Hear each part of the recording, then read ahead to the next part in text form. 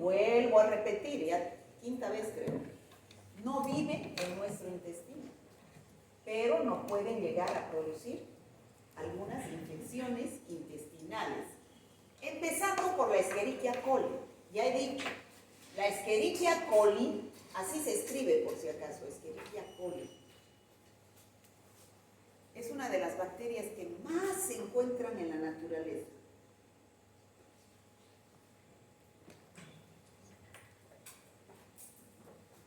Ya he dicho, la Escherichia coli puede ser buena cuando es comensal, parte de nuestra microbiota, buenísima, o puede ser patógena. Es decir, hay buenos y hay malos de Escherichia coli. ¿Seguro? Bueno, ¿cuáles son los malos? Ya he dicho acá cuáles son los malos. ¿Dónde están? Todos estos, ¿no? Escherichia coli enteropatógena, enterohemorrágica, enteroinvasiva, enterotoxigénica, enteroagregativa y esta enteroadherencia difusa. Esta es nueva, ¿no? Estas son las que producen infecciones gastrointestinales. Estas no viven con nosotros. Nos vienen a través de agua y alimentos contaminados, o a través de mecanismo indirecto, o a través de ano, mano, boca. Mecanismo directo. En cambio, estas ya son las que acabo de describir, que son las que viven en el intestino, pero migran a otros órganos y producen infecciones urinarias, sepsis, meningitis, ¿no? Cuando van a órganos estériles donde no es normal, como en el intestino. Primero vamos a pasar a describir a estas, que son las enteropatógenas. Ahí tenemos las cepas de Escherichia coli enteropatógenas, ¿ya? La primera es Escherichia coli, que produce diarreas infantiles en menores de 2 años, sobre todo en las guarderías, en los jardines de infantes, porque los niños pues no se lavan las manos, entran al baño, no se lavan las manos, entonces ahí se ocurren hasta brotes, son epidemias de diarreas por Escherichia coli en niños menores de 2 años. Luego tenemos la Escherichia coli enterotoxigénica. A ver, lo primero que ustedes deben preguntar cuando ustedes tienen un paciente con diarrea, ¿qué es diarrea en primer lugar? Es el aumento del número de deposiciones en el día y que tienen cambio en la consistencia, ¿ya? O sea, normalmente las heces son formadas, pero diarrea es cuando uno hace normalmente 2 o 1 y después hace 5 o 6 al día. Eso es diarrea. Pero además no solamente es aumento de la frecuencia, sino también es cambio en la consistencia. Normalmente las heces deben ser formadas, pero a veces dice el paciente, mi diarrea es líquida, o sea, acuosa, agua. O también puede decir, mi diarrea tiene moco y tiene hilos de sangre. Entonces, ¿qué se llama a esto cuando la diarrea tiene moco e hilos de sangre? Disentería. Diarrea con moco, pus y sangre. ¿Ya? Las bacterias que producen diarrea líquida y las que producen disentería no son las mismas. El mecanismo de producción de la diarrea es diferente. Las que producen diarrea líquida generalmente es porque tienen toxinas. No es la bacteria la que está produciendo la diarrea líquida, es su toxina. Por ejemplo, hemos visto Clostridium perfringens, serotipo A, que tiene una enterotoxina que produce diarrea, benigna pero diarrea. Luego hemos visto Clostridium bacillus cereus, que produce una toxina emética y una toxina diarreica, ¿no? Staphylococcus aureus también lo hemos visto, que produce, todas esas que producen por toxinas son diarreas autolimitadas que duran 1, 2, 3 días y de por sí se van. El único tratamiento que hay que hacer es sintomático, hidratación sobre todo, ¿no? No son diarreas graves. Los virus, como el rotavirus, también producen diarreas líquidas, algunos parásitos. Más grave es esta diarrea con moco o sangre que produce disentería. Entonces, aquí no es por la toxina, es porque la bacteria misma invade la mucosa intestinal. Es acción invasiva. No es la toxina de la bacteria, es la bacteria misma. Invade la mucosa, produce una herida, úlcera, y es por eso que se ve moco y sangre en las heces. ¿Ya? ¿Quiénes son las que producen esto? Bacterias como la Shigella, la Salmonella, la Escherichia coli enteroinvasiva. ¿Ya? Enteroinvasiva. La Shigella, la Salmonella, el Campylobacter jejuni, ¿no? Son bacterias que invaden la mucosa intestinal. En cambio aquí la Escherichia coli enterotoxigénica produce diarrea líquida. Esa diarrea líquida que observamos es agua. Si vemos una gotita en el microscopio, es líquida, no vamos a ver leucocitos. Y eso no quiere decir que no haya infección, sino que no hay inflamación, pues es diarrea producida por la toxina. En cambio, esa diarrea que es producida, como tiene moco, tiene sangre, vamos a ver en el examen directo, leucocitos, eritrocitos. ¿Ya?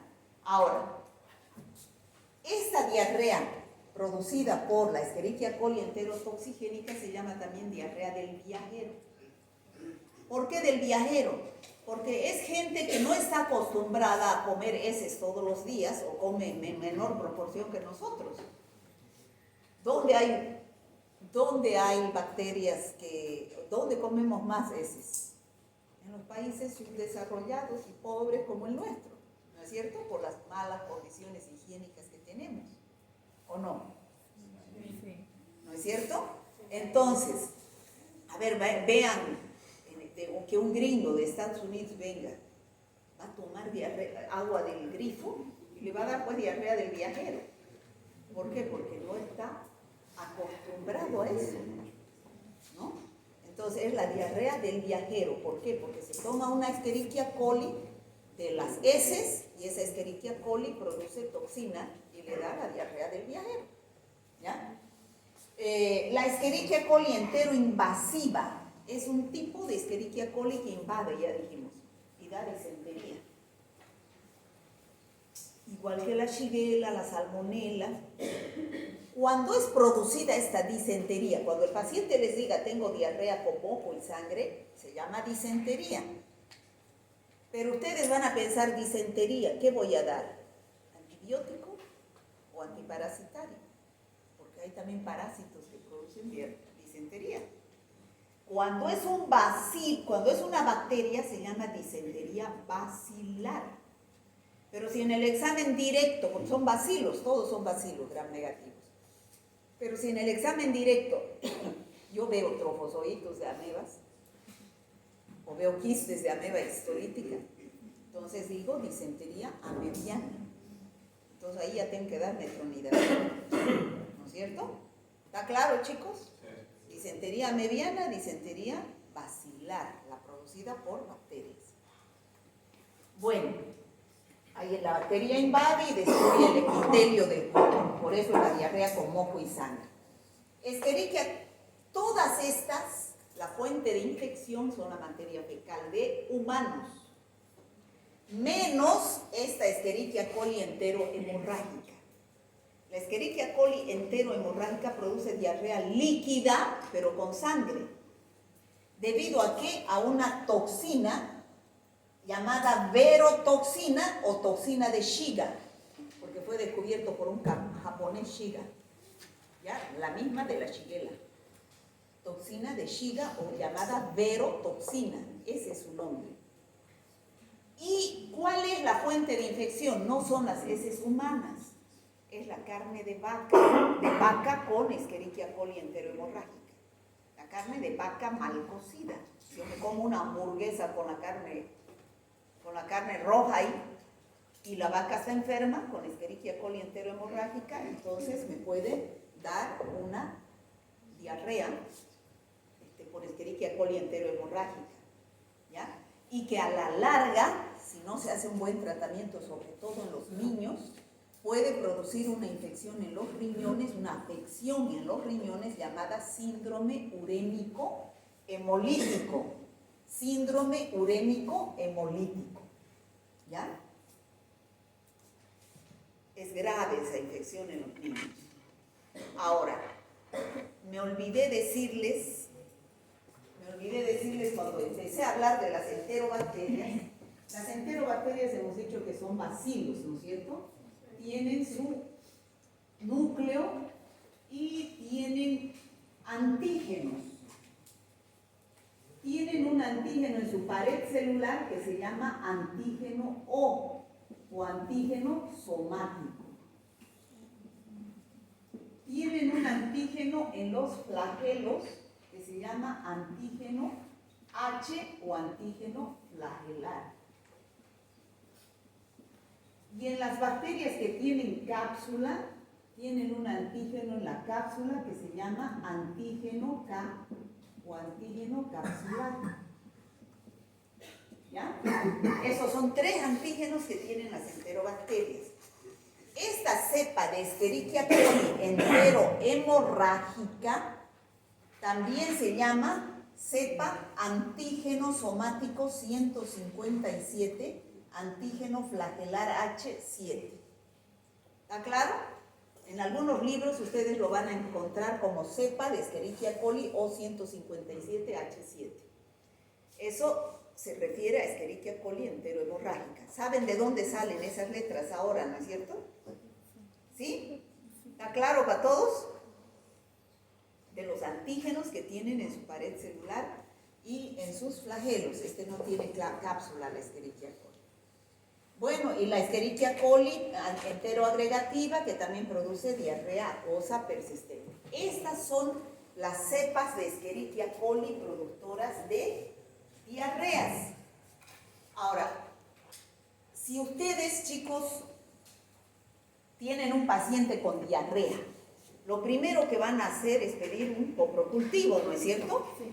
Coprocultivo. En el examen directo se verán o no se verán parásitos, pero si no se ven, entonces puede ser una bacteria. Se hace su tinción de Gram, se cultiva, ¿no? Y si no crece nada, puede ser un virus. O también si tienen la posibilidad de hacer PCR o biología molecular, directamente sale qué patógenos son los que se encuentran. ¿Ya? Entonces, las fuentes de contaminación, ¿cuáles son? Ya dijimos. En la Escherichia coli enterotoxigénica, agua o alimentos contaminados con heces humanas. Ah, y me olvidé también, otro mecanismo de transmisión indirecto es a través de vectores de moscas que llevan en sus patas de la materia fecal contaminada, pueden llevar hacia los alimentos. No solamente las moscas, ¿quiénes más? Chulupis. ¿Qué se llaman los chulupis? Cucarachas. Donde hay cucarachas, a mí me da, disculpe, yo he escuchado a gente que dice, pero ¿dónde en Santa Cruz no hay chulupi? Donde hay chulupis es por mugre. Discúlpeme, eso es cochinera. ¿Ya? Y esos chulupis que hay en la cocina están llevando en sus patas microorganismos hacia los alimentos. Porque ¿de dónde salen los chulupis? De las cloacas, ¿no? Por donde pasan las aguas hervidas.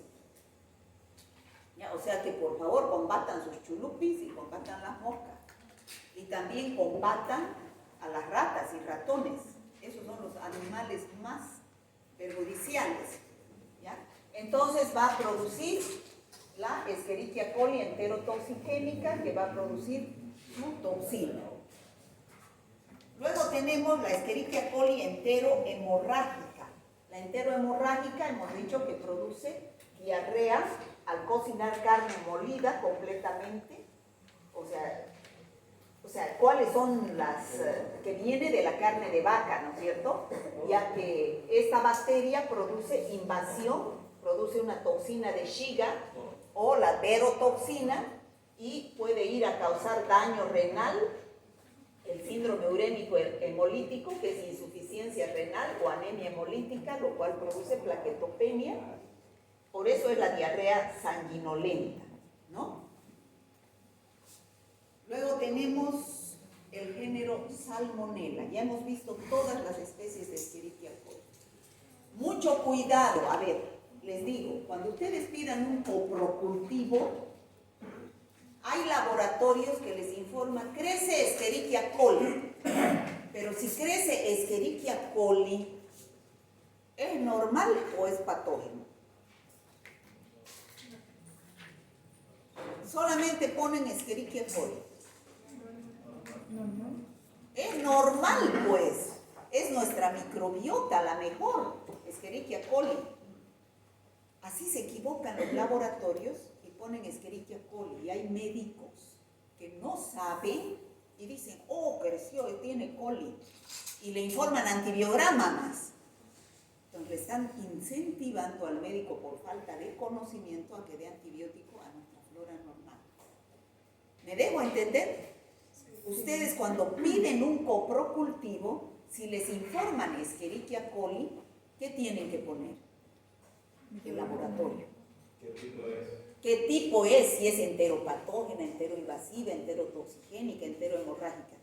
Si solamente les ponen Escherichia coli, es normal. No hay que dar antibiótico. ¿Ya? Les digo por experiencia, porque yo lo veo cómo informan los laboratorios. Y si el médico no sabe, pues da antibiótico y lo frega peor.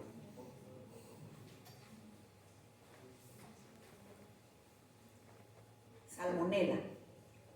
La salmonella hay dos tipos de especies de salmonella. El género se llama Salmonella. Salmonella typhi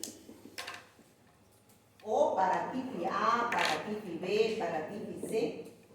Y las otras salmonelas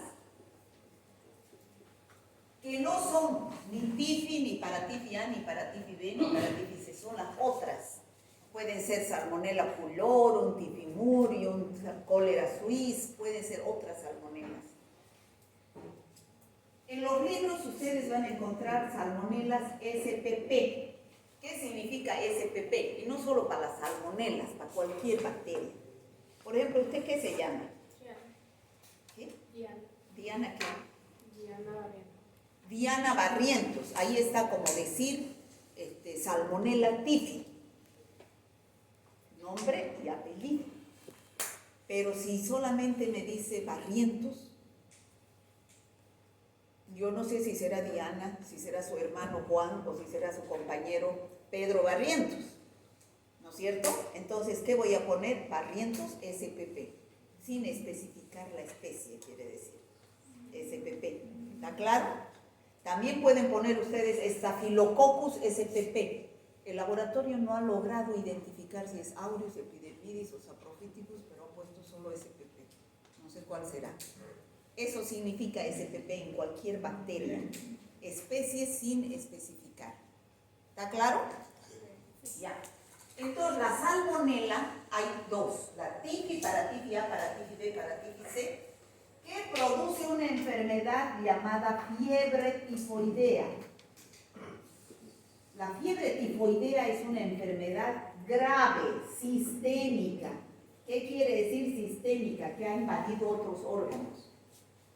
Ha pasado a la sangre y a través de la sangre se ha distribuido la bacteria en otros órganos.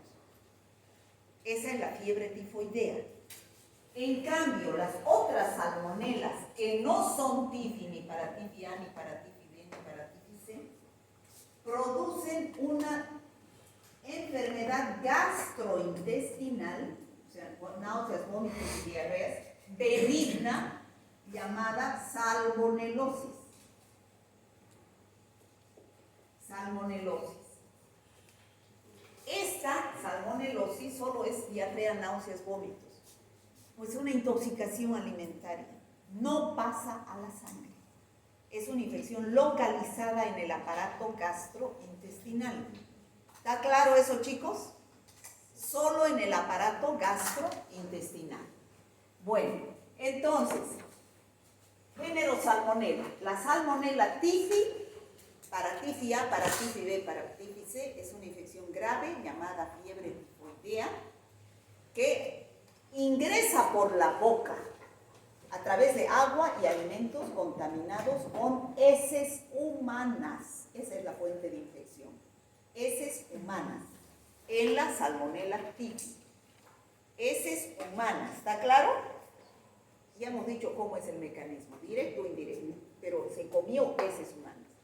Pasa por el intestino y se absorbe en la sangre y a través de la sangre puede ir a distribuirse en otros órganos y producir un cuadro más grave, llamado fiebre tifoidea, que hasta puede producir perforación intestinal, peritonitis, ¿no? Es grave la fiebre tifoidea, hay que dar antibiótico, es enfermedad sistémica. En cambio, las otras salmonelas SPP, bueno, el consumo ya son heces humanas que pueden contaminar los alimentos y después se produce la fiebre tifoidea. Esa es la fiebre tifoidea. Las otras salmonelas, las SPP, ya hemos dicho que no ingresan a la sangre y producen solo una infección localizada de intoxicación alimentaria, náuseas, vómitos y diarreas. ¿Cuál es la fuente de infección de esas salmonelas SPP? No es las heces humanas, son los animales. Carne de vaca, carne de pollo, carne de pato, carne de cerdo que estén con salmonelosis. Es muy común cuando uno se come un pollo con salmonela, ¿no? Entonces, puede producir náuseas, vómitos y diarrea, infección gastrointestinal. Salmonela SPP. Puede llegar a producir dolor de cabeza, dolor muscular, pero solamente está localizada en el intestino. Intoxicación alimentaria. Aquí no es necesario dar antibiótico. ¿Por qué? Porque es una infección autolimitada. ¿Ya? Tiene un periodo de incubación de 18 a 36 horas. No es como las otras toxinas, bacterias, infecciones toxigénicas, que después de 2 a 6 horas ya el paciente está con diarrea. Esta tarda más. Por eso yo les decía cuando fueron a vacunar pero a los perros, los chicos, les habían dado de almuerzo pollo y dice que estaba podrido el pollo, la ensalada, no sé, muchos los microorganismos crecen en la mayonesa, en el huevo, ¿ya? Entonces se les dio diarrea, pero a las 2 horas que habían comido, entonces les han dado pollo con salmonela, decían.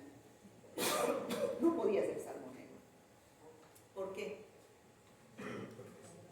Porque su periodo de incubación de la salmonela es 18 a 36 horas. Después al día siguiente tenían que haber tenido diarrea. ¿Ya? Por eso es que hay que preguntar al paciente qué comió, a qué hora comió. Por eso como médicos ustedes deben saber en qué alimentos están los microorganismos. Deben saber la epidemiología de una infección. Si no, ¿qué van a preguntar? ¿Qué comió? Comió eso. De repente todos comieron y todos se hicieron mal. O sea, así interpretamos mal las cosas. Hay que saber qué preguntar para saber dilucidar qué es lo que voy a hacer, ¿no? Bueno, aquí es la carne de pollo, carne de vaca y sus productos. La leche, el huevo, muchas veces el huevo lo comemos crudo y está con salmonela. No quiero decir que todos los huevos, ¿no? De las gallinas que tienen salmonela. ¿Está claro, chicos? Pero solamente náuseas, vómitos y diarrea. Ya hemos visto salmonela, ahora vamos a ver Shigella. Shigella, hay 4 especies. Género Shigella, Shigella boydii, Shigella dysenteria, Shigella sonnei, Shigella flexneri. Son 4 especies de Shigella. ¿Cuál es la fuente de infección de la Shigella? Las heces humanas. ¿Ya? Heces humanas, o sea, estas heces humanas contaminan los alimentos, ¿no? Y nos comemos por un mecanismo indirecto heces con materia fecal y alimentos con Shigella. Entonces, ¿cómo es el mecanismo de acción de las Shigellas? La Shigella tiene dos mecanismos, los dos. Uno por toxinas, produciendo diarrea líquida, y otro por hipodisentería. ¿Ya? Entonces, por toxinas, al principio, los primeros 3 días que uno se come un alimento con Shigella, los primeros 3 días la diarrea es líquida. O sea, no podemos saber si es una bacteria toxigénica o invasiva. Los primeros 3 días la diarrea es líquida.